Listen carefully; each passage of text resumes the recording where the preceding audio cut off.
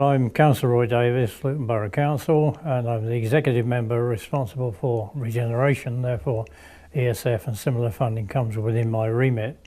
Within Luton, of course, we are very much dependent upon support from various funding streams, ESF being an important one.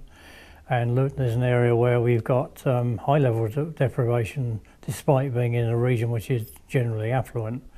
We have a 30% BME content within our population, very high population density, higher than the density of the average London borough, in fact, and a rapidly growing population.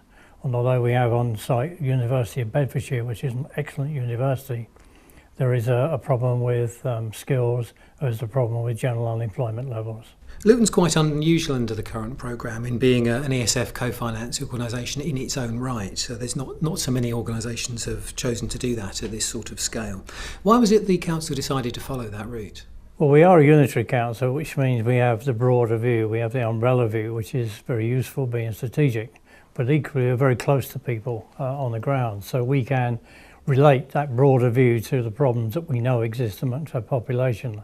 That gives us an enormous advantage being able to marry those two together, and that gives us the chance to make sure we tailor programmes and pick programmes which we know will have the most benefit, both in a local sense and in a strategic sense. From your point of view on the council, how has that worked out, being an ESF co-finance organisation? Well, it's worked out well because we've been able to work with local organisations. For instance, we're today in the Shore Trust, which has opened a local office. That makes all the difference in the world. And in the early parts of the programme, 07 programme, over half of the contributors were local organisations. So that is very effective.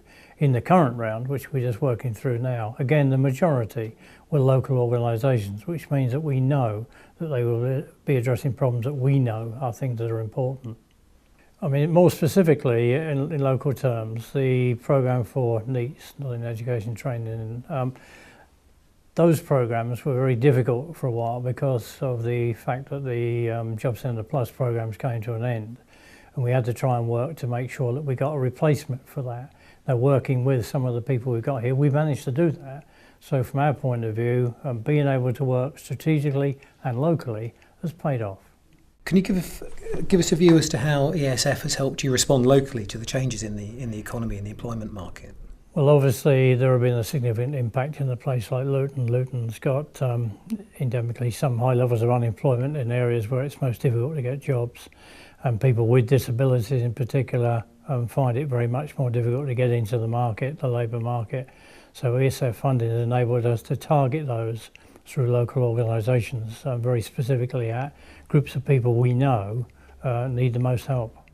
So how do you link from here at the local level up to national provision like the work programme? How do you manage there to avoid there being things like duplication or confusion in people's minds as to what's available when you've got different sorts of provision? Well, the key is effective partnership work in which we've got a long and very successful history. So, for instance, we work with Jobcentre Plus, and we have done for many years, and we work with other local organisations to make sure that we don't have gaps between us. We all understand what everybody's doing, so we do plug those gaps. We don't get overlaps. We make sure that the money is spread into places where it will be most effective. But the key is effective partnership working, which is something Luton's got a very proud history of.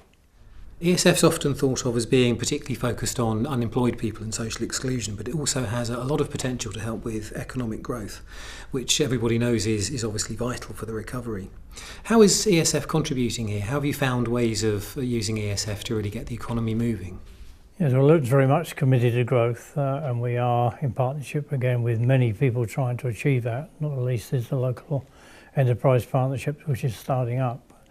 We are targeting what monies we can get onto specific areas where we know that there is a potential for big growth. So we're talking about in Luton, high-tech engineering, aerospace, and addressing those areas of low skill where we can make sure that people can move up into that sort of level of employment. There are jobs to be had, but there are not the skills to match in many areas, and we can bridge that gap using funding. And the small amount of money we've had from Priority 2, for instance, has been used targeted directly at that problem. And what would you say are the really top priorities for trying to get the economy moving here in Luton? When you look at the policy landscape, have you got the right sort of tools available to make a difference? there are never enough, but of the tools we've got, then targeting those at those industries which will give us opportunities for growth is the most important thing. We've got a good local university, and we can't afford to have a brain drain of the people who leave that university, so we need to make sure there are quality jobs suitable for them to take in this locality, and that work is ongoing. In fact, the local university has a job success rate in the 90% and has done for some time. So that's something we are getting well right in terms of graduate opportunities.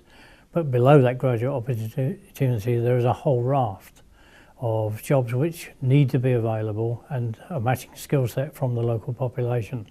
And matching those two is a big task. It's something which is going to take a long time because we are generally low skilled in this area, and it's something we have to put right.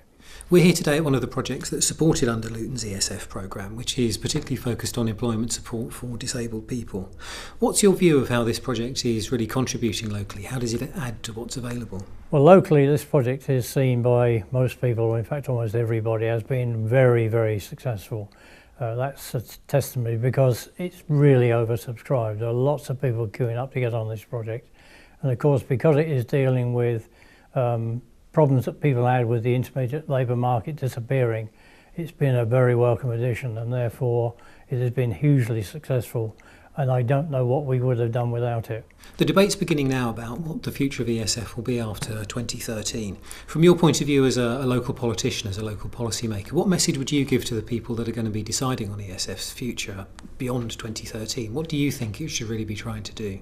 Well, ESF and funds like ESF are absolutely critical to success. In order to create local employment and to raise the skill level of people to take advantage of the skilled jobs that we want here, then we do need targeted funding. And the right way to get targeted funding is by local people determining how they meet local need. That's why Luton, I believe, has been successful as a co-financer, and that's why we would really want to go on doing exactly that.